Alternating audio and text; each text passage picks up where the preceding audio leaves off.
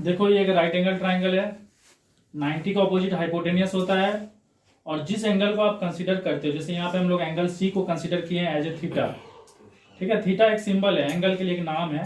जरूरी नहीं कि आप थीटा ही यूज करो, आप चाहो तो कुछ और भी सिंबल यूज कर सकते हो, एक्स वाई जेड कुछ भी। तो जिस एंगल को आप कंसीडर करोगे उसका ऑपोजिट को परपेंडिकुलर बोलते हैं, और 90 का ऑपोजिट को हाइपोटेनियस बोलते हैं, और जो बच जाता है उसको क्या बोलते हैं, बेस। जैसे इस केस में हम लोग एंगल ए को कंसीडर किए हैं, एंगल ए को थीटा कंसीडर किए हैं, तो उसका ऑपोजिट क्या हो गया, परपेंडिकुलर। 90 का ऑपोजिट क्या हो गया, हाइपोटेनियस, और जो बच गया वो क्या हो गया, बेस हो गया।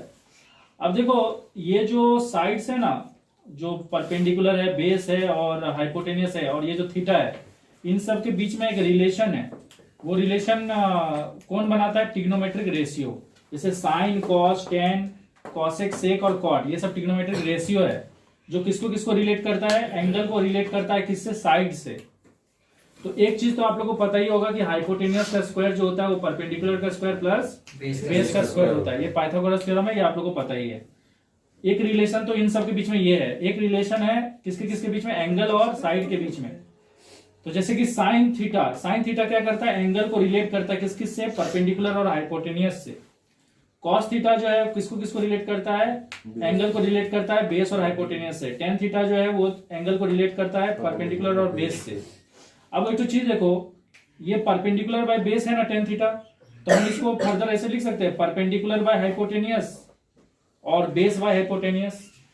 अगर मैं परपेंडिकुलर और बेस दोनों में हाइपोटेनियस डिवाइड कर दूं, तो परपेंडिकुलर बाय हाइपोटेनियस क्या होता है, साइन थीटा, और बेस बाय हाइपोटेनियस क्या होता है, कॉस थीटा। तो टेन थीटा का एक formula sine theta by cos theta भी हो जाएगा। ये समझ में आया।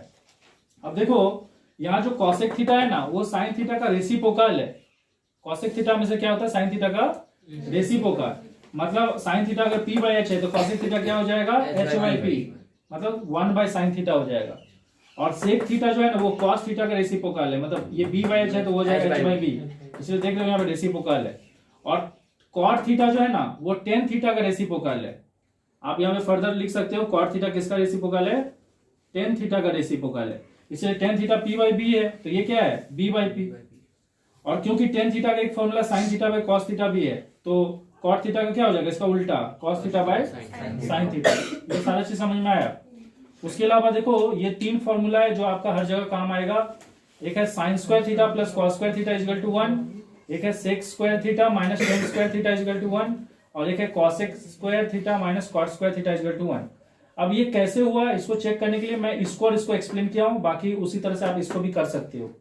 जैसे sign square theta plus cos square theta 1 कैसे हुआ, उसके लिए इधर देखो, एलएचएस में मैं क्या लिया हूं, sign square theta plus cos square theta. Sign square theta की जगह हम क्या लिख सकते हैं, पी बाई एच का स्क्वायर, पी बाई एच का स्क्वायर क्या हो जाएगा, P square by H square.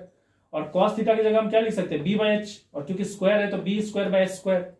अब दोनों का एलसीएम में एच स्क्वायर आ जाएगा, ऊपर में क्या बचेगा, P square plus B square. अब P square plus B square क्या होता है, एच स्क्वायर होता है, एच स्क्वायर स्क्वायर कट गया 1 हो जाएगा। तो इससे ये आया है। उसी तरह से मैं इसको भी एक्सप्लेन किया हूं, और इसको भी आप उसी तरह से कर लेना। जैसे कि एलएचएस में sec square theta minus tan square theta लिखा है, और सेक स्क्वायर थीटा की जगह हम क्या लिख सकते हैं, एच बाई बी, क्योंकि सेक थीटा जो होता है ना वो कॉस थीटा का उल्टा होता है। तो cos theta B by H है तो सेक थीटा क्या होगा, H by B, H by B का होल स्क्वायर हो जाएगा क्योंकि स्क्वायर है। और टेन थीटा जो होता है वो पी बाई बी होता है, तो पी बाई बी का होल स्क्वायर हो जाएगा। एलसीएम क्या आएगा, बी स्क्वायर, ऊपर में बचेगा एच स्क्वायर, और यहाँ पे P square, H square minus P square. और अगर आप एच स्क्वायर से पी स्क्वायर माइनस कर दोगे तो क्या बचेगा, बी स्क्वायर बचेगा, और B square by B square 1 हो जाएगा। समझ में आया। इसी तरह से अगर आप यहाँ कॉसेक की जगह पुट करोगे साइन का उल्टा, साइन का उल्टा मतलब पी बाई एच की जगह क्या पुट करोगे, H by P, H square by P square.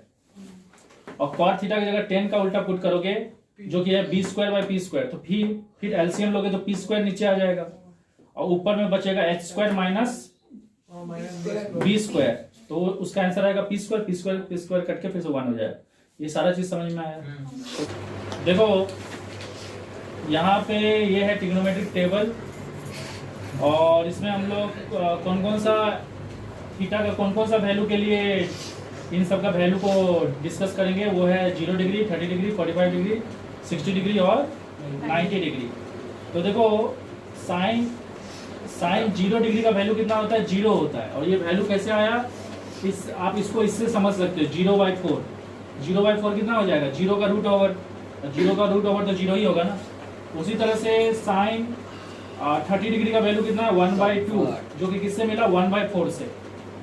और साइन 45 डिग्री का वैल्यू कितना है, यहाँ पे अगर 2 जब काट दोगे तो कितना होगा 1/√2। और अगर इसका साइन 60 का वैल्यू देखोगे तो ये √3 अंदर में रह जाएगा और 4 की जगह बाहर में आ जाएगा 2। और साइन 90 का वैल्यू हो जाएगा 1, 4 कट के 1 हो जाएगा, 1 का रूट ओवर 1 ही होगा। अगर आप एक बार साइन का वैल्यू लिख लिए ना तो बाकी वैल्यू आप ऑटोमेटिक उसी से निकाल सकते हो। इसको आपको क्या करना पड़ेगा, रिवर्स ऑर्डर में लिखना पड़ेगा। 0, 1/2, 1/√2, √3/2 और 1। ठीक है। और एक बार ये दोनों निकल गया तो tan थीटा भी निकल जाएगा, क्योंकि tan थीटा क्या होता है साइन बाई कॉस होता है। तो sine theta by cos theta. समझ में आया। तो इन दोनों को डिवाइड 0/1 कितना हो जाएगा 0। इसको डिवाइड करोगे 2 कट जाएगा, बचेगा 1/√3। इसको काटोगे 1 बचेगा, इसको काटोगे √3 बचेगा, और इसको 1/0 करोगे तो हो जाएगा अनडिफाइंड। क्योंकि कोई भी चीज को 0 से डिवाइड करने से अनडिफाइंड हो जाता है। अब देखो जिस तरह से कॉस का वैल्यू जो है ना वो साइन का वैल्यू का क्या है उल्टा है, उसी तरह से आपका जो tan का उल्टा कौन है कॉट है। तो कॉट का वैल्यू क्या होगा, इसका वैल्यू का उल्टा होगा। मतलब ये यहाँ पे होगा 0, यहाँ हो जाएगा 1/√3, यहाँ पे हो जाएगा 1/√3 सॉरी √3, और यहाँ पे हो जाएगा अनडिफाइंड। समझ में आ गया। अब देखो आप साइन का वैल्यू तो ऑलरेडी निकाले हो, तो कॉसेक का वैल्यू क्या होगा, साइन का उल्टा होगा। तो 0 का उल्टा क्या हो जाएगा 1/0, 1/0 क्या हो जाएगा अनडिफाइंड, 1/2 का उल्टा क्या हो जाएगा 2, इसका क्या हो जाएगा √2, इसका हो जाएगा 2/√3, और इसका हो जाएगा 1। एक बार आपको ये वैल्यू पता चल गया तो आपको क्या करना है, इसी को उल्टा ऑर्डर में लिख देना है। ये हो जाएगा अनडिफाइंड, ये हो जाएगा 2, ये हो जाएगा √2, 2/√3 और 1। तो ऐसे करके आप पूरा टेबल को बना सकते हो, अगर आपको सिर्फ साइन का वैल्यू पता है तो। साइन का वैल्यू पता रखने के लिए ये वाला ट्रिक यूज कर सकते हो। अगर आप नेचुरल साइन का जो टेबल दिया है उसमें देखोगे तो साइन 23 डिग्री, ठीक है, यहाँ पे क्या लिखा है साइन 23 डिग्री 19 मिनट। याद रखना 1 डिग्री 60 मिनट होता है। तो आपको अगर एग्जाम में बोलेगा साइन 23 डिग्री और 19 मिनट का वैल्यू निकालने के लिए, तो आपको क्या करना है, पहले ट्रिग्नोमेट्रिक टेबल में जाना है। और जैसे ये साइन का टेबल है तो आपको साइन का टेबल में जाना है, उसमें पहले ढूंढना है 23 डिग्री। तो देखो 23 डिग्री सबको मिला। और 23 डिग्री में ना ऊपर में देखो मिनट सब लिखा हुआ है, 0 मिनट, 6 मिनट, 12 मिनट, 18 मिनट। तो आपको ना 19 मिनट से कम में जाना है। जैसे वहाँ पे 18 मिनट भी है और 24 मिनट भी है, तो हम लोग कौन सा वाला वैल्यू में जाएंगे 18 मिनट में। तो हम लोग सबसे पहले क्या करते हैं, साइन 23 डिग्री और 18 मिनट का वैल्यू लिख लेते हैं। 39355। तो जिसका वैल्यू है 39555। और क्योंकि आप देखोगे पहला वैल्यू जो स्टार्ट हुआ है ना, जो 0 मिनट में है, वो 0.39073 से स्टार्ट हुआ है। तो इससे पता चलता है कि यहाँ पे जो बाकी वैल्यू भी दिया है वो भी पॉइंट से ही स्टार्ट हुआ है। तो ये एक्चुअली ऐसे है 0.395555। समझ में आ गया। अभी आपको देखना है इसका बीच में कितना का डिफरेंस है। तो देखो यहाँ पे 19 मिनट है और यहाँ पे 18 मिनट है, 1 का डिफरेंस है। तो आपको डिफरेंस लिखना है। तो डिफरेंस कितना है, 1 मिनट का डिफरेंस है। अब वो 1 मिनट का डिफरेंस आप कहाँ पे देखोगे, उसी रो में अगर आप जाओगे आगे तो देखो मीन डिफरेंस करके लिखा हुआ है। तो मीन डिफरेंस में जो 1 वाला जो मीन डिफरेंस है ना, उसमें वैल्यू देखोगे तो 27 है। तो आपको क्या करना है, उस 27 को यहाँ पे लिख देना है। और याद रखना जब भी आप मिनिमम वैल्यू लोगे ना, तो आपको क्या करना है, डिफरेंस को उसमें ऐड करना है। तो आप लोग किसी एक को मानो, अगर आप इससे ज्यादा वाला वैल्यू लोगे तो आपको फिर डिफरेंस को क्या करना पड़ेगा, माइनस करना पड़ेगा। तो हम लोग कम लेंगे हमेशा, ताकि हम लोग को साइन में प्लस करेंगे डिफरेंस, कॉस में माइनस करेंगे और टेन में प्लस करेंगे। इसको प्लस कर लेते हैं, ये हो जाएगा 7 5 12, ये हो जाएगा 5 2 7 8, और ये हो गया 5 9 3। तो 0.39582 ये किसका वैल्यू है, ये वैल्यू है साइन 23 डिग्री 19 मिनट का, क्योंकि हम लोग इसको डिफरेंस को इसमें प्लस कर दिया ना। तो ऐसे करके आप टेबल देख के निकाल सकते हो ना। तो अभी हम लोग किसका वैल्यू देखेंगे, अभी हम लोग देखेंगे वैल्यू cos 21 डिग्री 17 मिनट का। तो आपको सबसे पहले क्या करना है, कोसाइन का टेबल खोलना है, ट्रिग्नोमेट्रिक टेबल, और उसमें आपको देखना है 21 डिग्री। तो 21 डिग्री में चले जाना है। उसके बाद आपको ना 17 मिनट से कम वाला वैल्यू देखना है। तो 17 मिनट से कम कौन सा वैल्यू है? 12 मिनट है। 12 मिनट है कि नहीं? तो साइन बोल रहे हैं, cos 21 डिग्री और 12 मिनट का वैल्यू कितना है? 93232। लेकिन अगर आप इसका स्टार्टिंग वैल्यू देखोगे तो ये डेसिमल से स्टार्ट हुआ है, इसको भी आपको डेसिमल में ही रखना है। तो ये हो गया 0.93232। उसके बाद आपको देखना है डिफरेंस कितना का है। तो डिफरेंस देखना है, तो 17 और 12 में 5 का डिफरेंस है। तो आपको 5 का डिफरेंस में कितना वैल्यू है वो देखना है। ओके, तो 5 का डिफरेंस में अगर आप उसी रो में देखोगे तो वैल्यू दिखा रहा है 54।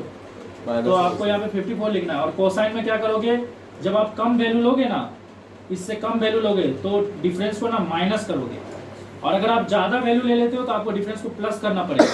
तो मैं बेटर बोलूंगा कि आप हमेशा कम कम ही वैल्यू लो, तो आपको नियम याद रहेगा, साइन में प्लस, कॉस में माइनस और टेन में प्लस। लेकिन अगर आप ज्यादा वैल्यू लेते हो, डिफरेंस मतलब इससे ज्यादा वैल्यू लेते हो, तो आपको फिर साइन में माइनस, कॉस में प्लस और टेन में माइनस करना पड़ेगा। इसलिए बेटर है कि आप मिनिमम वाला में ही रहो, जैसे हम लोग यहाँ पे कम लिए हैं। अब यहाँ पे हम लोग इसको क्या करेंगे, माइनस करेंगे। तो 12 में से 4 गया तो 8 बचा, और फिर 12 में से 5 गया तो 7 बचा, ये 1 हो जाएगा, तो ये 3 और ये 9, ये कितना वैल्यू हो गया? ये वैल्यू किसका हो गया? कॉस 21 डिग्री 17 मिनट का। ठीक है, ये इसका वैल्यू हो गया कॉस 21 डिग्री 17 मिनट का। आपको निकालना है 37 डिग्री 50 मिनट का वैल्यू निकालना है। तो हम लोग क्या करेंगे, सबसे पहले 10 का 37 डिग्री में जाएंगे। 37 डिग्री में जाने के बाद हम लोग 50 मिनट से कम में जाएंगे। 50 मिनट से कम में जाओगे तो आ रहा है 48 मिनट। 48 मिनट का वैल्यू है 77568। और यहाँ पे जो वैल्यू देखोगे ना, स्टार्टिंग वैल्यू, वो भी डेसिमल से स्टार्ट हुआ है, तो ये 0 पॉइंट हो जाएगा। उसके बाद आपको डिफरेंस देखना है, तो 48 और 50 में कितना का डिफरेंस है? 2 का डिफरेंस है। तो 2 का डिफरेंस का वैल्यू को क्या करना है, आपको इसमें ऐड करना है। तो अगर आप 2 का डिफरेंस देखोगे तो 92 है, तो 92 को क्या करना पड़ेगा, इसमें ऐड करना पड़ेगा। 8 2 10 हो जाएगा, 9 6 15 16, और ये 6 हो जाएगा, ये 7 7 हो जाएगा, 0.7660, जो कि किसका वैल्यू हो गया? 10 37 डिग्री 50 मिनट का वैल्यू हो गया। ये सब समझ में आ रहा है ना? देखो एग्जाम में ऐसा भी हो सकता है कि आपको साइन थीटा का वैल्यू दिया है और आपको क्या निकालने बोले, थीटा का वैल्यू निकालने बोले। तो आपको ना नियम वही रखना है, आपको ना इसके इस वैल्यू से क्या करना है, कम वैल्यू को देखना है। और इस वैल्यू से कम देखने से बेनिफिट क्या है, आप वही नियम पे रहोगे कि साइन केस में आपको डिफरेंस को ऐड करना है, कॉस केस में डिफरेंस को माइनस करना है, और टेन केस में डिफरेंस को प्लस करना है। तो हम लोग क्या करेंगे, 0.5616 से कम वैल्यू को देखेंगे। तो अगर आप देखोगे 34 डिग्री और 6 मिनट में, तो उसका वैल्यू है 56064, 0.56064, जिसका वैल्यू क्या है, इससे कम है। ये वैल्यू कितना पे आ रहा है, 34 डिग्री 6 मिनट पे। तो इन दोनों को माइनस करने से कितना का डिफरेंस आया, 96 का। तो अगर आप उसी रो में देखोगे 96 कितना मिनट में आ रहा है, 4 मिनट में आ रहा है। तो आपको क्या करना है, साइन केस में आपको कम लेना है, और ये जो डिफरेंस आएगा ना, उसको इसमें प्लस करना है। तो 34 डिग्री 6 मिनट में 4 मिनट ऐड हो जाएगा, तो आंसर क्या हो जाएगा, 34 डिग्री 10 मिनट। ये समझ में आया? उसके बाद अगर आप कॉस में जाओगे, जैसे आपको एग्जाम में दे दिया कॉस थीटा का वैल्यू दे दिया है, और आपको थीटा निकालने बोला है, तो अगर आप 39 डिग्री 24 मिनट में जाओगे तो उसका वैल्यू क्या है, इससे कम है। कितना है उसका वैल्यू, 0.77273। ये देखो ये 33 है, और 33 के बाद क्या होगा, 0 होगा। तो यहाँ पे 330 जो है वो 273 से ज्यादा है ना, तो आपको कम वैल्यू लेना है। फिर इसको माइनस किया तो कितना का डिफरेंस आया, 57। अगर आप उसी में जाओगे 57 में, तो 57 तो नहीं है, यहाँ पे क्या दिया हुआ है, 56 दिया है। तो 56 नियरली क्लोज है, तो आपको उसी का मिनट को लेना है। 3 मिनट दिया हुआ है, तो 3 मिनट। और कॉस केस में क्या करना है आपको, ये मिनट को इससे माइनस कर देना है, तो 21। तो आंसर आ गया कॉस 39 डिग्री 21 मिनट। मतलब थीटा का वैल्यू यहाँ पे हो गया 39 डिग्री 21 मिनट, और यहाँ पे हो गया 34 डिग्री 10 मिनट। देखो हम लोग को प्रूव करना है कि cos square a by sin square a plus 1 into tan square a equal to 1 by cos square, इसको प्रूव करना है। तो आपको क्या करना है, या तो आप LHS से RHS प्रूव कर सकते हो, या RHS से LHS प्रूव कर सकते हो। और कभी कभी आप ऐसा भी कर सकते हो कि सोच लो LHS से RHS नहीं मिल रहा है, तो आप इसको कुछ दूरी तक प्रूव करोगे और इसको भी कुछ दूरी तक प्रूव करोगे, और दोनों का वैल्यू अगर सेम हो गया तो आप ऐसे भी प्रूफ कर सकते हो। 3 तरीका का प्रूफ हो सकता है, या तो आप LHS से RHS निकाल लो, या RHS से LHS, या आप इससे एक फाइनल तक पहुंचो और उससे भी एक फाइनल तक पहुंचो, दोनों इक्वल हो गया तो हो गया। तो हम लोग फिलहाल ट्राई करते हैं LHS से। तो cos square a bye sine square a है +1, और यहाँ पे है tan square a। cos square by cos by sine क्या हो जाएगा, cot स्क्वायर a। समझ में आया? अब देखो हम लोग जानते हैं sec square a minus 10, sorry हम लोग जानते हैं cosec square a minus cot square a क्या होता है, 1 होता है। मतलब cosec square theta minus cot square theta क्या होता है, 1 होता है। लेकिन यहाँ पे थीटा की जगह a दिया होता है, a लिख रहे हैं, तो cosec स्क्वायर थीटा क्या हो जाएगा, 1 प्लस cot स्क्वायर थीटा। तो इसके जगह हम क्या लिख सकते हैं, 1 प्लस की जगह cosec स्क्वायर a। ये आपको समझ में आया? और ये हो गया tan स्क्वायर है। अब देखो cosec स्क्वायर का मतलब होता है 1 बाय cosec का मतलब होता है 1 बाय साइन, तो ये हो जाएगा 1 बाय साइन स्क्वायर है। और tan का मतलब होता है साइन बाय कॉस, तो ये हो जाएगा sine square a by cos square है। tan का मतलब होता है साइन बाय कॉस, लेकिन क्योंकि यहाँ स्क्वायर है तो स्क्वायर आ जाएगा। अब ये और ये कट जाएगा तो बचेगा आपका 1 by cos square a। RHS proof हो गया ना। तो यहाँ पे क्वेश्चन दिया हुआ है हम लोग को sine A plus cos A by sine A minus cos A plus sine A minus cos A by sine A plus cos A, और हम लोग को प्रूव करना है कि इसका वैल्यू किसके बराबर होगा, 2 by sine square A minus cos square A, और ये फर्दर किसके बराबर होगा, 2 by 1 minus 2 cos square A. तो इसको हम लोग कैसे करेंगे, तो हम लोग सबसे पहले LHS में इसको लिख लेते हैं, ये वाला वैल्यू को, sine A plus cos A by sine A minus cos A, और यहाँ पे ये sine A minus cos A by sine A plus cos A. अब हम लोग क्या करते हैं, यहाँ पे कुछ और ऑप्शन तो नहीं दिख रहा है, तो हम लोग क्या करेंगे, इसका LCM लेंगे। तो LCM में इसका नीचे वाला और इसका नीचे वाला आ जाएगा, तो ये हो जाएगा sine A minus cos A, और यहाँ हो जाएगा sine A plus cos A. अब यहाँ पे क्या है ना, साइन ए माइनस कॉस ए जो है वो इसके पास है, और इसके पास क्या नहीं है, साइन ए प्लस कॉस ए नहीं है। तो ये वाला चीज़ क्या होगा, ऊपर में मल्टीप्लाई हो जाएगा, और क्योंकि यहाँ पे ऊपर में पहले से ही साइन ए प्लस कॉस ए है और ये वाला भी उसमें मल्टीप्लाई होगा, तो ये हो जाएगा साइन ए प्लस कॉस ए का होल स्क्वायर। उसी तरह से इसके पास प्लस वाला साइन ए प्लस कॉस ए तो है, पर साइन ए माइनस कॉस ए नहीं है, तो ये वाला ऊपर में मल्टीप्लाई हो जाएगा, और क्योंकि यहाँ पे पहले से ही वो सेम चीज़ है तो दोनों मल्टीप्लाई होकर क्या हो जाएगा, स्क्वायर हो जाएगा, साइन ए माइनस कॉस ए का होल स्क्वायर हो जाएगा। अब हम लोग फर्दर क्या करेंगे, ये देखिए ये है a प्लस बी और ये है a माइनस बी, तो a प्लस बी और a माइनस बी क्या हो जाता है, a square minus B square, तो ये हो गया a square minus B square. इसको हम लोग क्या करेंगे, एक्सपेंड कर देंगे, a प्लस बी का होल स्क्वायर, तो ये हो जाएगा a square plus B square, क्योंकि यहाँ पे a का वैल्यू साइन ए है और b का वैल्यू कॉस ए है, और a प्लस बी का होल स्क्वायर होता है a square plus B square plus 2ab, तो ये हो जाएगा 2 साइन ए कॉस ए। उसी तरह से हम लोग अगर इसको एक्सपेंड करेंगे तो ये है a माइनस बी का होल स्क्वायर, तो ये हो जाएगा a square plus B square minus 2 sine A cos A. अब देखिए ये वाला टर्म और ये वाला टर्म क्या है, सेम है, लेकिन ये प्लस में और ये माइनस में, तो ये दोनों क्या होगा, कट जाएगा।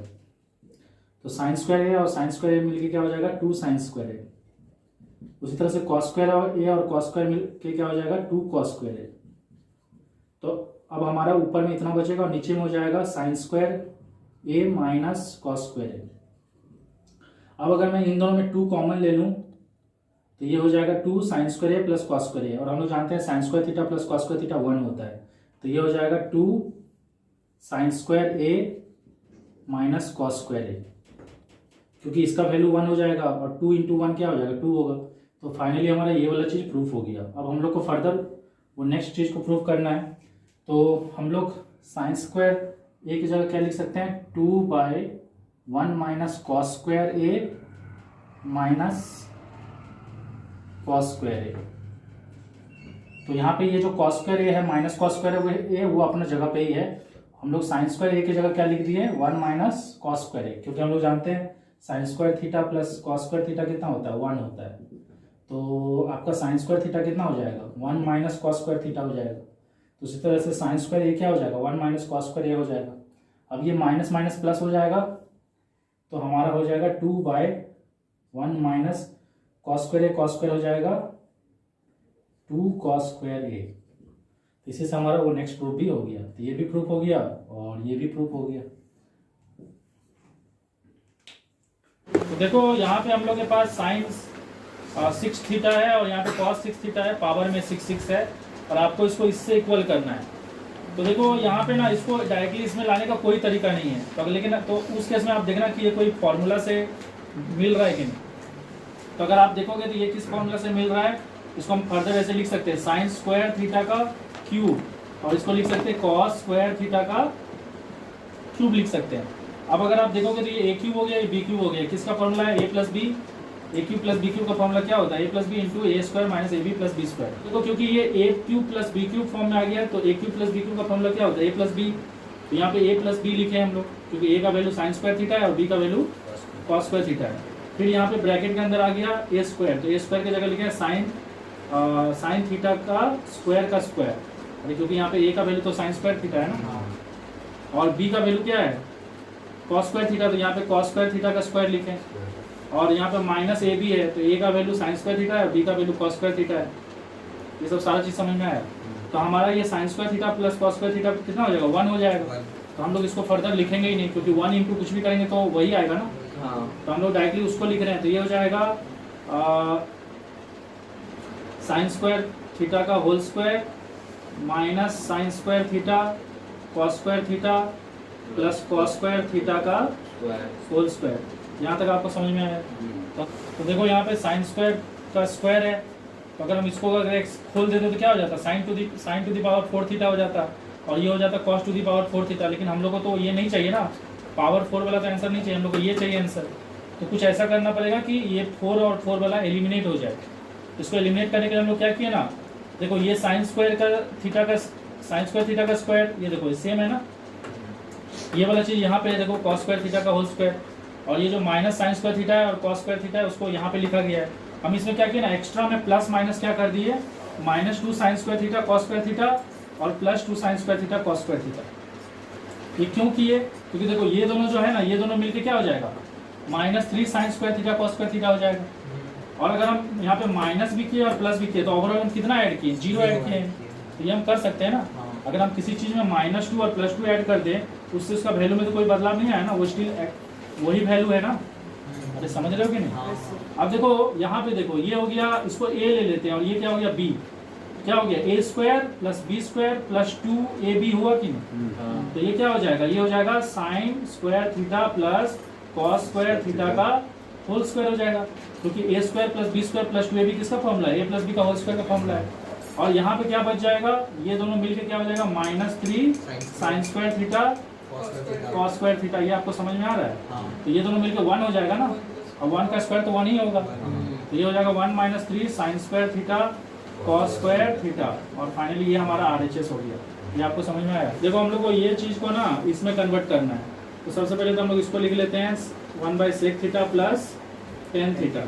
अब देखो अगर आप यहाँ पे देखोगे तो इसमें सेक और tan थीटा, यहाँ पे साइन और कॉस है, तो आप इसको कैसे करोगे। तो सबसे पहले हम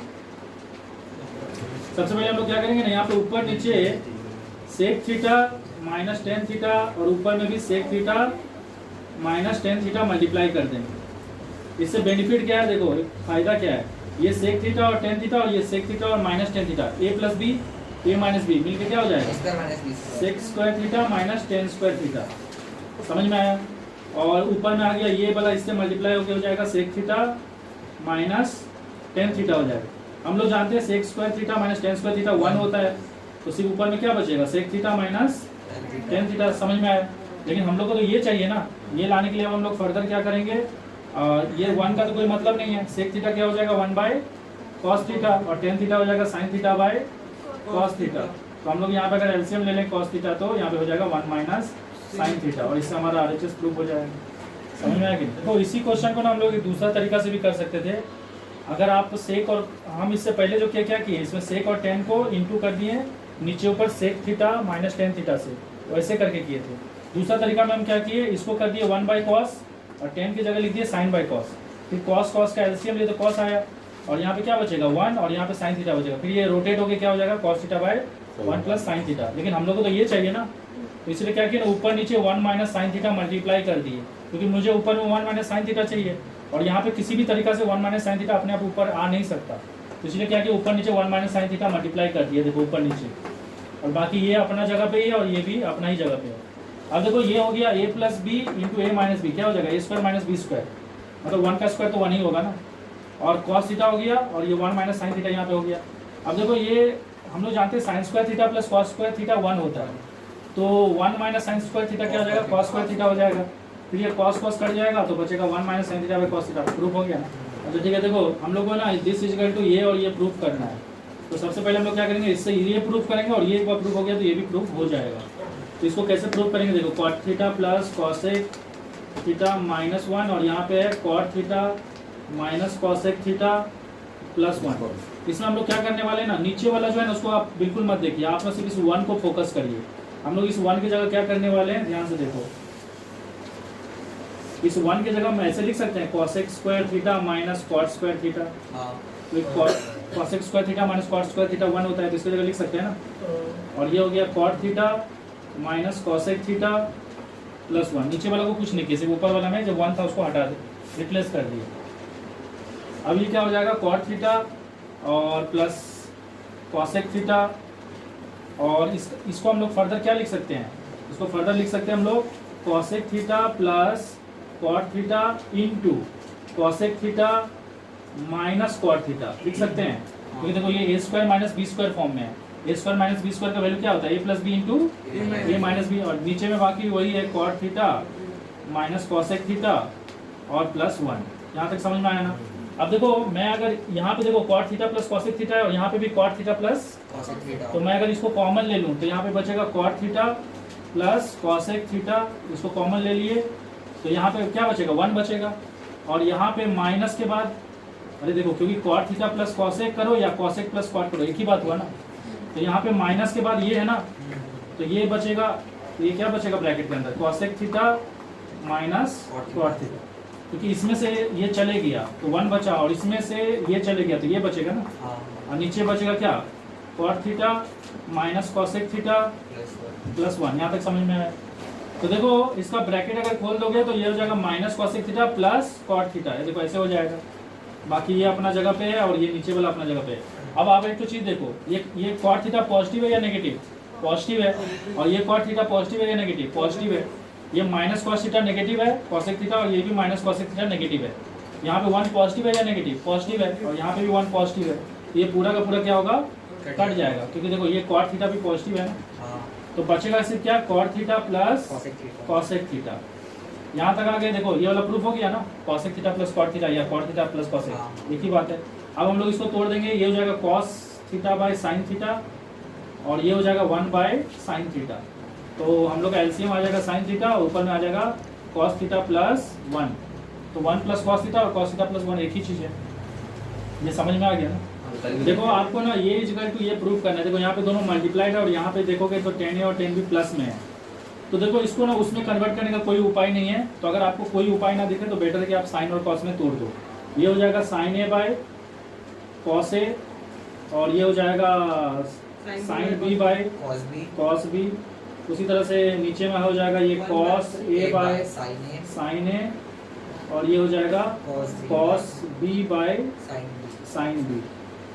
अब हम लोग क्या करेंगे, इसका एलसीएम ले लेंगे, ऊपर में एलसीएम लेंगे तो हो जाएगा कॉस ए कॉस बी, और इसके पास कॉस तो है पर इसके पास कॉस ए तो है पर साइन कॉस बी नहीं है, तो इसके पास कॉस बी आ जाएगा, तो ये हो जाएगा साइन ए कॉस बी हो जाएगा। और उसी तरह से इसके पास कॉस बी तो है पर कॉस ए नहीं है, तो इसके पास कॉस ए चले जाएगा, तो ये हो जाएगा साइन बी कॉस ए। ये समझ में आया।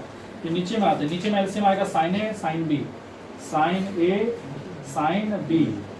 अब देखो इसके पास साइन ए तो है पर साइन बी नहीं है, तो इसके पास साइन बी चले जाएगा, तो ये हो जाएगा कॉस ए साइन बी। और ये हो जाएगा, इसके बाद साइन बी तो है पर साइन ए नहीं है, तो साइन ए चले जाएगा, ये हो जाएगा कॉस बी साइन ए। यहाँ तक समझ में आया?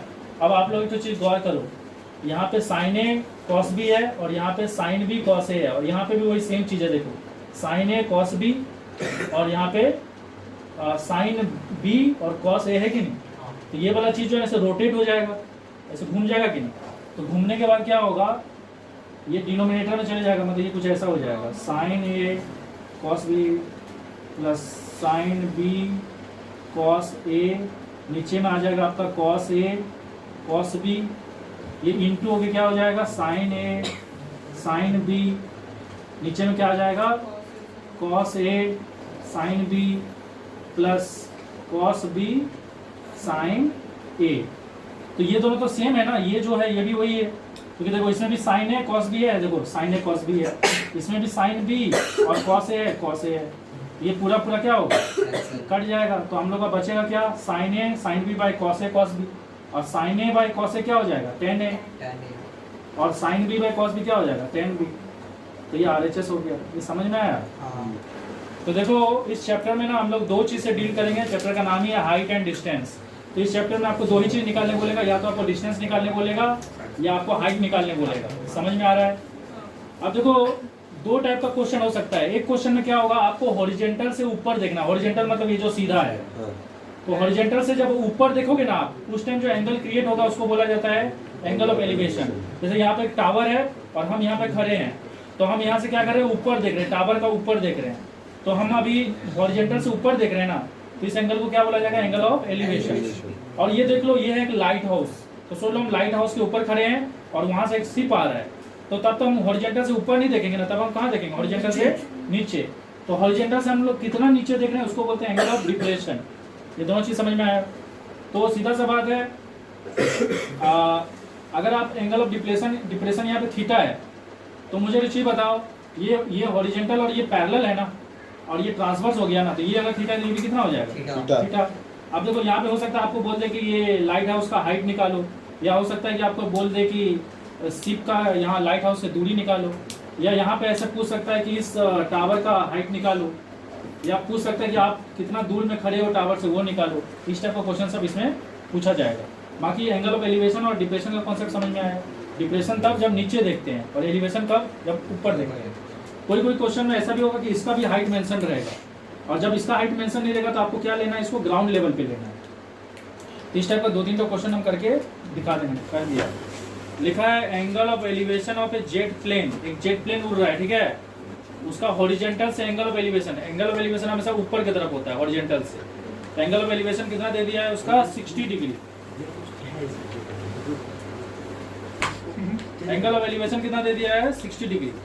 बोला after a flight of 15 second, 15 second बाद, 15 सेकेंड बाद क्या होगा, प्लेन यहाँ से आगे चले जाएगा, जाएगा कि नहीं? तो ये जेट प्लेन क्या हो गया, आगे चलेगी। ओके, तो जैसे ही आगे गया इसका एंगल ऑफ एलिवेशन क्या हो जाएगा, सेम रहेगा या कम हो जाएगा, कम हो जाएगा, कम हो जाएगा। तो इसका एंगल ऑफ एलिवेशन क्या हो जाएगा, कम हो जाएगा। अभी इसका नया एंगल ऑफ एलिवेशन कितना हो गया, पुराना तो 60 था, तो अभी नया एंगल ऑफ एलिवेशन इसका कितना है, इसका नया एंगल ऑफ एलिवेशन है 30 डिग्री, ठीक है। और यहाँ से यहाँ जाने में उसको कितना टाइम लगा, 15 सेकेंड, मतलब टाइम भी दे दिया है कि 15 सेकेंड लगा है। If the jet plane is flying at a constant height, jet plane क्या है, कांस्टेंट हाइट पे उड़ रहा है, ना ज्यादा ऊपर जा रहा है ना नीचे जा रहा है, मतलब उसका हाइट में कोई बदलाव नहीं आ रहा है। इसको हम लोग नेमिंग कर देते, एक ट्राइंगल बना देते ABC, और ये हो गया D और E। तो ये जो हाइट है ना वो फिक्स है, ये जो हाइट है मतलब BC का वैल्यू और D का वैल्यू फिक्स है। वो कितना दे दिया, 1500√3। आपको क्या निकालने बोला, find the speed of jet plane. क्या निकालने बोला, speed of jet plane. Speed निकालने का फॉर्मूला क्या होता है, डिस्टेंस बाय टाइम। तो टाइम यहाँ से यहाँ तक का दे दिया है, अगर मैं यहाँ से यहाँ तक का डिस्टेंस निकालूं तो काम बन जाएगा, तो मैं स्पीड निकाल सकता हूँ। तो सबसे पहले मैं कौन सा डिस्टेंस फाइंड करूंगा, ये वाला डिस्टेंस फाइंड करूंगा। सर निकालना तो हम लोग को बीडी है ना, लेकिन हाँ अरे नहीं हम कीड़ा काट रहा तेरे को, हम बता रहे तेरे को तकलीफ हो रहा है, वीडियो बर्बाद कर रही है हमारे ऊपर कर, तू बता रहे बोले सुन जबरदस्ती का उंगली बंद कर। सर ये वाला सीन मत काटिएगा भैया, तू शांत रहो, मत करना उंगली। ओके, अब देखो इन ट्राइंगल, सबको ये वाला ट्राइंगल दिख रहा है, सबको ये वाला ट्राइंगल दिख रहा है, AED, यस सबको AED ट्राइंगल दिख रहा है ना। Yes sir. AED ट्राइंगल में ये हो गया एंगल, एंगल कितना हो गया 30 डिग्री। एंगल का ऑपोजिट को क्या बोलते हैं, परपेंडिकुलर, और ये नीचे वाला को क्या बोलते हैं, बेस बेस बोलते हैं। तो हम लोग करेंगे tan 30 डिग्री, tan 30 डिग्री हो जाएगा 1500√3 डिवाइडेड बाय बेस, बेस का नाम क्या है AD। तो tan 30 कितना होता है 1/√3 होता है, तो ये हो गया 1500√3 बाय AD, AD इधर आ जाएगा और √3 उधर मल्टीप्लाई हो जाएगा √3 से, तो कितना हो जाएगा 3 इंटू 1500 कितना हो जाएगा 4500 मीटर।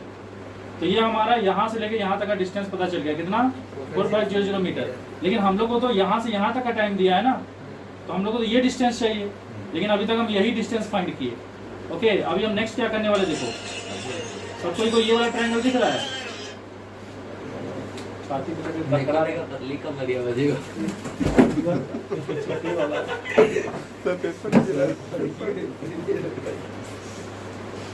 अच्छा ठीक है, मैं बात सुनो। अभी हम लोग का ये डिस्टेंस तो निकल गया, लेकिन हम लोग को स्पीड निकालने के लिए ये वाला टाइम दिया है, तो हम लोग को ये वाला डिस्टेंस भी चाहिए। डिस्टेंस कौन सा चाहिए, BD चाहिए, लेकिन हमारे पास ये डिस्टेंस अवेलेबल है, लेकिन इस डिस्टेंस से वो वाला स्पीड फाइंड नहीं होगा। हम लोग को ये डिस्टेंस फाइंड करना पड़ेगा, तो उसके लिए हम लोग को और एक डिस्टेंस फाइंड करना पड़ेगा, वो क्या है AB। उसके लिए हम लोग कौन सा ट्रायंगल लेंगे, ABC ट्रायंगल सबको दिख रहा है। ABC ट्रायंगल में ये एंगल है और एंगल का ऑपोजिट क्या होता है, परपेंडिकुलर, और ये नीचे का हिस्सा क्या होता है, बेस। तो tan 60 डिग्री, ये तो उतना ही है ना जितना ये है, तो ये हो गया 1500√3 और ये बेस हो गया AB। अब देखो tan 60 कितना होता है, √3 होता है, तो AB इधर आ जाएगा और √3, इसका वैल्यू √3 होता है, वो इधर आ जाएगा, तो √3 डिवाइड हो जाएगा, √3 कट गया, कितना आंसर आया 1500 मीटर। तो ये डिस्टेंस हो गया 4500 मीटर और ये डिस्टेंस हो गया 1500। तो ये बचा हुआ डिस्टेंस कितना होगा, 4500 से 1500 माइनस कर देंगे, तो BD हो जाएगा आपका 4500 माइनस 1500, ये कितना आ जाएगा 3000 आ जाएगा। तो आप देखो ये डिस्टेंस होगा, ये डिस्टेंस भी वही है, तो अब हम लोग क्या कर सकते हैं, स्पीड फाइंड कर सकते हैं। स्पीड हो जाएगा डिस्टेंस बाय टाइम, तो डिस्टेंस कितना है 3000 डिवाइडेड बाय 15, तो ये हो जाएगा 200 मीटर पर सेकेंड। समझ में आया। देखो यहाँ पे बड़ा सा क्लिफ दिया हुआ है, क्लिफ मतलब होता है ना समुद्र के आसपास जो बड़ा सा पहाड़ी जैसा, तो एक क्लिफ है यहाँ पे, और उस क्लिफ का लंबाई कितना है 200 मीटर हाई है। उस क्लिफ से ना हम लोग एक तो टावर को देख रहे हैं, ठीक है, एक टावर को देख रहे हैं। टावर का क्या क्या चीज को देख रहे हैं, उसका बॉटम को देख रहे हैं और उसका टॉप को देख रहे हैं। कहाँ से देख रहे हैं, क्लिफ से। तो अगर हम लोग ऊपर से देखेंगे तो कौन सा एंगल से देखेंगे हम लोग, एंगल ऑफ डिप्रेशन। जब हम लोग नीचे देख रहे हैं, हम लोग किसको किसको देख रहे हैं, उस टावर का टॉप को देख रहे हैं और at the same time tower का बॉटम को भी देख रहे हैं। तो ये वाला का एंगल ऑफ डिप्रेशन क्या होगा, अलग होगा, टॉप का एंगल ऑफ डिप्रेशन अलग होगा और बॉटम का एंगल ऑफ डिप्रेशन अलग होगा। ये समझ में आ रहा है कि नहीं। तो टॉप का एंगल ऑफ डिप्रेशन कितना दे दिया है, टॉप का एंगल ऑफ डिप्रेशन दे दिया है 30 डिग्री और बॉटम का एंगल ऑफ डिप्रेशन कितना दे दिया है 60 डिग्री। और आपको फाइंड करने क्या बोला है, find the height of tower. आपको इस टावर का क्या निकालना है, हाइट निकालना है। समझ में आया। तो अभी हम लोग क्या करेंगे, हम लोग को यहाँ पे ट्राइंगल बनाना है। एक ट्राइंगल तो यहाँ ऑलरेडी बन रहा है, लेकिन मुझे और एक ट्राइंगल बनाना पड़ेगा। ये ट्राइंगल, अब देखो ये एंगल जो है किसके लिए, ये एंगल 60 डिग्री है ना, और ये लाइन क्या है, पैरेलल है, तो ये एंगल भी कितना होगा 60 डिग्री। तो हम लोग को एक ट्राइंगल तो मिल ही गया जिसमें ये एंगल आ जा रहा है, क्योंकि आपको हमेशा क्या ढूंढना है, आपको हमेशा बनाना है राइट एंगल ट्राइंगल, तभी ना आप उस पर ट्रिग्नोमेट्रिक रेशियो को अप्लाई कर पाओगे। तो हम लोग दूसरा ट्राइंगल बनाने के लिए क्या करेंगे, यहाँ पे एक लाइन को ऐसे ज्वाइन कर देंगे, तो उससे क्या होगा, अब देखो ये दोनों लाइन पैरेलल है ना, और ये ट्रांसवर्स हो गया, तो ये भी कितना हो जाएगा 30 डिग्री। समझ में आया कि नहीं यहाँ तक। अब हम लोग क्या करते हैं, इसको थोड़ा नेमिंग कर देते हैं, ABCDE ऐसे करके कुछ नेमिंग कर दी। समझ में आया। तो हम लोग को क्या निकालना है, ये हाइट निकालना है, और हम लोग को ये पूरा हाइट पता है। तो अगर मैं ये पूरा हाइट से इसका ये वाला हाइट को माइनस कर दूं तो मुझे ये वाला हाइट नहीं पता चल जाएगा, और ये हाइट जितना होगा ये भी उतना ही होगा। तो हम लोग कौन सा ट्राइंगल लेंगे, इन ट्राइंगल EBC, ओके। तो इन ट्राइंगल ईबीसी में आपका ये देखो, ये हो गया एंगल का ऑपोजिट परपेंडिकुलर, और ये जो बचा हुआ चीज है क्या हो गया, बेस। तो हम लोग यूज करेंगे टेन थीटा, क्योंकि टेन थीटा ही है जो परपेंडिकुलर और बेस को रिलेट करता है। और यहाँ पे थीटा का वैल्यू कितना है, 30 डिग्री है। तो टेन 30 डिग्री कितना हो जाएगा, EC बाय मतलब perpendicular by base, EC by BC। और हम लोग का टेन 30 का वैल्यू कितना होता है, 1/√3। तो हम लोग का EC by BC equal to हो जाएगा 1/√3। तो इससे हम लोग का EC का वैल्यू कितना आ जाएगा, EC का वैल्यू आ जाएगा BC/√3, यही आएगा ना। लेकिन अब देखो, मेरा टारगेट क्या था कि ये 200 में से मैं ये वाला डिस्टेंस को माइनस कर दूं, तो मुझे ये वाला डिस्टेंस पता चल जाएगा, और ये जो होगा वही ना हाइट होगा। लेकिन यहाँ पे प्रॉब्लम क्या है कि हम लोग को EC का वैल्यू नहीं पता है। क्यों नहीं पता है, क्योंकि हम लोग को यहाँ पे BC का वैल्यू पता नहीं है। तो अभी हम लोग को सबसे पहले क्या निकालना पड़ेगा, BC निकालना पड़ेगा। और हम लोग जानते हैं BC का वैल्यू किसके बराबर है, AD के बराबर। तो अब हम लोग इस ट्राइंगल में भी देख लेते हैं। इन ट्राइंगल, कौन सा ट्राइंगल, AED ट्राइंगल दिख रहा है सबको। इसमें देखो, इस एंगल का ऑपोजिट है परपेंडिकुलर, और ये हो गया बेस। तो 10 60 कितना हो जाएगा, 10 60 हो जाएगा ये वाला, ये परपेंडिकुलर बाय बेस। परपेंडिकुलर कितना है बताओ, 200 है ना। अब बेस कितना है हमारा, AD है। तो AD का वैल्यू हो जाएगा 200/1060, और 1060 का वैल्यू कितना होता है, √3। यहाँ तक समझ में आया। अब देखो, जो AD का वैल्यू होगा, वही ना BC का वैल्यू होगा। तो BC का वैल्यू कितना हो जाएगा, BC का वैल्यू हो जाएगा 200/√3। यहाँ तक समझ में आया। तो फाइनली अब हम लोग क्या करेंगे, EC फाइंड कर लेंगे। EC का वैल्यू हो जाएगा 200 बाय, क्योंकि BC का वैल्यू 200/√3 है, और पहले से ही एक √3 वहाँ पे अवेलेबल है। ये देखो, एक √3 पहले से ही है, और BC भी क्या हो गया, 200/√3। तो कितना हो गया, ये 200/3 हो गया। अब हम लोग को EC पता चल गया, तो उससे हम लोग क्या निकालेंगे, CD। और CD जो होगा वही H होगा ना। तो हम डायरेक्टली ऐसे लिख सकते हैं, H = 200 - 200/3। तो ये हो जाएगा 600 - 200, 400/3। इतना टावर का हाइट है। तो इसको अगर आप लोग मिक्स फ्रैक्शन में ले आओगे तो ये हो जाएगा 133 1/3 मीटर। ये आपको समझ में आया। खड़ा है वहाँ पे। तो देखो, ऑन कर दिया। जी। तो देखो, यहाँ पे ना एक पेड़ है, कितना मीटर का पेड़ है, 30 मीटर का। ये उधर से हवा आया ना, तो पेड़ ना 20 मतलब लगभग कुछ हाइट से टूट गया। वो हाइट यहाँ पे मेंशन नहीं है। आपको फाइंड करना है कि कहाँ से टूटा। तो ये पेड़ ना टूट के ना ऐसे हो गया, ऐसे टूटा और ऐसे हो गया। और यहाँ पे कितना एंगल बना रहा है, वो 60 डिग्री बना रहा है। तो आपको फाइंड करना है कि ये पेड़ कहाँ से टूटा। ओके, तो कहाँ से टूटा उसको हम लोग क्या ले लेते हैं, x ले लेते हैं। और मुझे रुचि बताओ, पेड़ का पूरा हाइट कितना था, 30 था ना। तो अगर इधर x आया तो इधर कितना होगा, 30 - x। ये राइट एंगल ट्राइंगल हो गया। 90 का ऑपोजिट हाइपोटेनियस होता है, और एंगल का ऑपोजिट परपेंडिकुलर। तो हम लोग को किसको रिलेट करना पड़ेगा, हम लोग को रिलेट करना पड़ेगा परपेंडिकुलर और हाइपोटेनियस को। और परपेंडिकुलर और हाइपोटेनियस को कौन सा ट्रिग्नोमेट्रिक रेशियो रिलेट करता है, साइन रिलेट करता है। तो साइन 60 का वैल्यू क्या होगा, perpendicular by hypotenuse, 30 - x। Sine 60 का वैल्यू कितना होता है बताओ, √3/2। ये हो गया x, 30 - x। इसको थोड़ा सॉल्व करेंगे तो ये हो जाएगा √3, 30√3 और -√3x, और वो हो जाएगा 2x। तो फाइनली ये उस x वाला को एक साइड ले आएंगे तो ये हो जाएगा 2 + √3, और इधर हो जाएगा 30√3। तो फाइनली हमारा x का वैल्यू आ जाएगा 30√3/2 + √3। तो इतना हाइट से क्या हो गया है, पेड़ टूट गया है। समझ में आया कि नहीं। तो आप एग्जाम में इसको ऐसे ही छोड़ देना, और अगर आपको इसका वैल्यू दिया रहेगा √3 का जो कि है 1.73, तो आप पुट भी कर सकते हो। समझ में आया कि नहीं। तो यहाँ पे एक फिगर दिया है, एक डायग्राम दिया है, और इसमें बोला है ना कि ये वाला हाइट निकालना है आपको। यहाँ पे जो एंगल है और यहाँ पे जो एंगल है, दोनों एक दूसरे का कम्प्लीमेंट्री है। क्योंकि कम्प्लीमेंट्री एंगल वो होता है जिसका सम कितना होता है, 90 डिग्री। तो अगर आप इन दोनों को ऐड करोगे तो उसका वैल्यू 90 डिग्री आएगा। और यहाँ से लेके यहाँ तक का डिस्टेंस ए दे दिया, और यहाँ से लेके यहाँ तक का डिस्टेंस बी दे दिया है। अब हम लोग क्या कर सकते हैं, हम लोग को बोला ये हाइट निकालने के लिए, तो ये एंगल का ऑपोजिट क्या हो गया, परपेंडिकुलर, और ये जो नीचे वाला हो गया बेस। तो हम लोग कौन सा ट्राइंगल लिए, एसीडी। एसीडी ट्राइंगल दिख रहा है, एसीडी ट्राइंगल में टेन थीटा क्या होगा, परपेंडिकुलर बाय बेस। परपेंडिकुलर का वैल्यू कितना एच है और बेस का वैल्यू कितना ए है। उसी तरह से ये वाला ट्राइंगल जो है, कौन सा ट्राइंगल, एबीसी, उसमें टेन एंगल का वैल्यू 90 माइनस थीटा है ना, इसलिए यहाँ पे क्या लिया, 90 माइनस थीटा। एबीसी तो कोई ट्रायंगल ही नहीं है सर। DBC, sorry DBC. तो देखो नेक्स्ट कौन सा ट्राइंगल है, डीबीसी ट्राइंगल। और डीबीसी ट्राइंगल में यहाँ पे एंगल कितना है, 90 माइनस थीटा।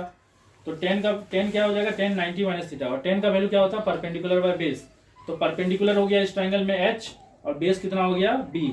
अब हम लोग जानते हैं 10 90 माइनस थीटा क्या होता है, कॉट थीटा होता है। ये आप लोग क्लास 9 में पढ़े हो, 10 90 minus theta cot theta, cot 90 minus theta tan theta, sine 90 minus theta cos theta, cos 90 minus theta sine theta, sec 90 minus theta cos theta, cos 90 minus theta sec theta. तो छोड़ो। तो अब हम लोग क्या करेंगे, इन दोनों को मल्टीप्लाई कर देंगे। किसको किसको मल्टीप्लाई कर देंगे, इसको मल्टीप्लाई कर देंगे, tan theta into cot theta. तो आरएचएस में क्या क्या मल्टीप्लाई हो जाएगा, एच बाई ए और एच बाई बी मल्टीप्लाई हो जाएगा। अब देखो कॉट जो होता है ना 1/10 होता है, तो 10 और 10 क्या होगा, कट जाएगा, तो क्या बचेगा, सिर्फ 1। तो ए बी इधर आ जाएगा, तो एच का वैल्यू कितना हो जाएगा, रूट ओवर ए बी। तो आपको प्रूफ करने दिया था क्या, एच का वैल्यू, और एच का वैल्यू कितना आया है, रूट ओवर ए बी। अब बाप रे बना दी तो देखो यहाँ पे क्लाउड है, और ये जो दिख रहा है ना, ये रिवर है, रिवर का पानी है। ये क्लाउड का परछाई दिख रहा है अंदर में। हम लोग जानते हैं कि एक रिवर जो है ना, वो प्लेन मिरर जैसा काम करेगा, मतलब ऑब्जेक्ट जितना दूर में रहेगा, इमेज भी उसका उतना ही दूर में रहेगा। तो आपको ना ये क्लाउड का हाइट निकालने बोला है, और ये क्लाउड को ना कोई पर्सन कहाँ से देख रहा है, 60 मीटर ऊपर जगह से देख रहा है। मतलब पानी से 60 मीटर ऊपर जगह कोई जमीन है, वहां से एक पर्सन उस क्लाउड को ऊपर भी देख रहा है और नीचे भी देख रहा है। जब ऊपर देख रहा है तो एंगल ऑफ एलिवेशन कितना है, 30 डिग्री, और जब नीचे देख रहा है तो एंगल ऑफ डिप्रेशन कितना है, 60 डिग्री। समझ में आया। तो हम लोग को क्या करना है ना, ट्राइंगल बनाना है। ओके, तो यहां से देख रहा है, इसलिए हम यहाँ पे हॉरिजेंटल बनाए हैं। तो देखो यहाँ पे एक ट्राइंगल क्रिएट हुआ कि नहीं, और उसी तरह से यहाँ पे भी एक ट्राइंगल क्रिएट हुआ। और हम लोग को क्या निकालने बोला है, क्लाउड का हाइट निकालने बोला है। कहां से, पानी के सरफेस से। समझ में आएगा। तो ये एच होगा, तो ये भी कितना होगा, एच होगा। अब देखो इस ट्राइंगल में अगर हम आएंगे तो ये 90 डिग्री हो गया, ये हो गया हाइपोटेनियस, इतना हो गया क्या, परपेंडिकुलर, और ये क्या हो गया, बेस हो गया। तो हम लोग को तो ये परपेंडिकुलर का वैल्यू नहीं पता है ना, तो परपेंडिकुलर का वैल्यू कैसे निकालेंगे। देखो ये 60 है तो ये भी 60 होगा ना, और ये पूरा हाइट कितना ले लिया हम लोग, एच, तो ये कितना होगा, एच माइनस 60। तो इससे मुझे इस ट्राइंगल का परपेंडिकुलर पता चल जाएगा, और बाकी ये तो हमें पता नहीं है, तो इसको रहने दो। बाकी इस ट्राइंगल में देखो, इस ट्राइंगल में ये एंगल का ऑपोजिट ये परपेंडिकुलर होगा, और 90 का ऑपोजिट ये क्या हो जाएगा, हाइपोटेनियस। तो यहाँ पे भी मुझे इसका परपेंडिकुलर पता नहीं है। लेकिन मुझे एक चीज बताओ, ये एच है तो ये भी तो एच हुआ ना, ऑब्जेक्ट डिस्टेंस और इमेज डिस्टेंस। तो ये एच हो गया, और ये कितना हो गया, 60। तो यहां से लेके यहां तक का इसका परपेंडिकुलर का वैल्यू कितना हो जाएगा, एच प्लस 60। समझ में आया कि नहीं। अब हम लोग क्या करेंगे, हम लोग कुछ ऐसा रिलेशन बनाएंगे दोनों ट्राइंगल से कि दोनों का रिलेशन को हम लोग क्या कर सके, एक दूसरे से रिलेट कर सके। तो अगर आप देखोगे दोनों ट्राइंगल में कॉमन क्या है, ये कॉमन है, उसका जो बेस है, तो इसको हम नेमिंग कर देते हैं ए बी सी, और इसका नाम दे देते हैं डी। तो सबसे पहले आते हैं इन ट्राइंगल एबीसी। एबीसी में हम लोग क्या लेंगे, 10 30 डिग्री लेंगे, 10 30। तो परपेंडिकुलर, इसका ऑपोजिट वैल्यू हो जाएगा परपेंडिकुलर, उसका वैल्यू कितना हो गया, एच माइनस 60, और इसका बेस कितना हो गया, ए बी। और 10 30 का वैल्यू होता है 1/√3, तो 1/√3 उधर मल्टीप्लाई हो जाएगा, तो ए बी का वैल्यू कितना हो जाएगा, एच माइनस 60 होल √3। यहाँ तक समझ में आया। इससे हम लोग को ए बी पता चल गया। अभी हम लोग इस ट्राइंगल में आते हैं, कौन सा triangle, in triangle ABD. ABD triangle दिख रहा है सबको। एबीडी ट्राइंगल में हम लोग फिर से लगाएंगे कौन सा फॉर्मूला, 10 60। तो 10 60 में इसका ऑपोजिट ये परपेंडिकुलर हो गया, और ये तो हाइपोटेनियस है ना 90 का ऑपोजिट, तो ये बेस हो गया। तो 10 60 का वैल्यू हो जाएगा ये, यहां से यहां तक का डिस्टेंस कितना है, H plus 60 divided by base, base कितना है, ए बी। तो यहां से हम लोग को ए बी का वैल्यू कितना मिल जाएगा, हम लोग जानते हैं 10 60 होता है √3, तो √3 क्या होगा, इधर डिवाइड हो जाएगा, तो ये हो जाएगा एच प्लस 60 डिवाइडेड बाय √3। इससे हम लोग को ए बी का वैल्यू मिल गया। समझ में आएगा कि नहीं। अब देखो यहाँ पे भी ए बी का वैल्यू मिला है, और यहाँ पे भी हम लोग को क्या चीज का वैल्यू मिला है, ए बी का वैल्यू। तो दोनों का ए बी का वैल्यू को क्या करेंगे, एक दूसरे से इक्वेट कर देंगे। तो इसका वैल्यू हो जाएगा एच प्लस 60 बाय √3, और इसका वैल्यू हो गया h माइनस 60 इंटू √3, ये √3 इधर आ जाएगा तो क्या हो जाएगा h प्लस 60/3 और इधर बच जाएगा h माइनस 60। यहाँ तक समझ में आया? अब ये 3 को अगर हम उधर मल्टीप्लाई कर दे तो क्या होगा h प्लस 60 और यहाँ पे हो जाएगा 3h माइनस 180। फिर ये h उससे माइनस हो जाएगा तो 2h बचेगा और 180 इधर आके कितना हो जाएगा 240। तो h का वैल्यू कितना आ जाएगा 120 मीटर। तो क्लाउड जो है ना वो पानी का लेवल से 120 मीटर ऊपर है। समझ में आया?